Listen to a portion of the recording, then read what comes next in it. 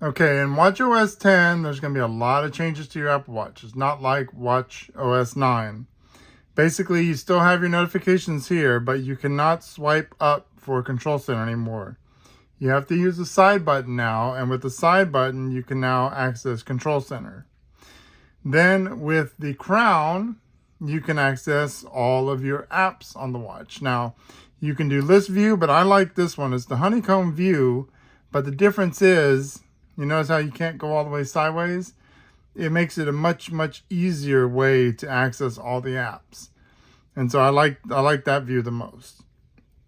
Now, to switch from watch faces, you're going to have to hold, just as if you were editing, and then you're able to switch from each face. And this one is included with watchOS 10. This is the brand new watch face that they show with the Apple Watch Ultra 2. So this one's included. It's got all the complications and everything in there.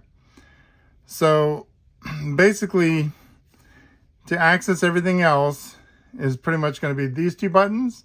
But if you're on the Siri watch face, you cannot access this new one, which is this. This is the new widgets that are on here. And these are like small widgets that you have basically on your phone. And you can access them here. If you hold on to the screen, it gives you a way to add more of them. Or edit them, because you have a little minus here, so you can delete them. Or you can pin them to the top, and you can add more. There's not that many available right now. With the Apple Watch 2, you can use the double tap, and then you can access it. But basically, that is the new feature that they have for watchOS 10. Now, as far as the way the watch functions on watchOS 10, yes, it does function pretty well. Functions pretty fast. A lot of stuff I noticed is loading pretty quick. Just going to take a little more getting used to. How do you navigate from here? How do you navigate from there? That's pretty much the only thing. You're not going to notice too much changes in a lot of other things. Most of all your watch faces are the same. Pretty much everything works about the same. You can change Siri so that it only answers to just the name itself. So, and that's pretty much what I've noticed with watchOS 10.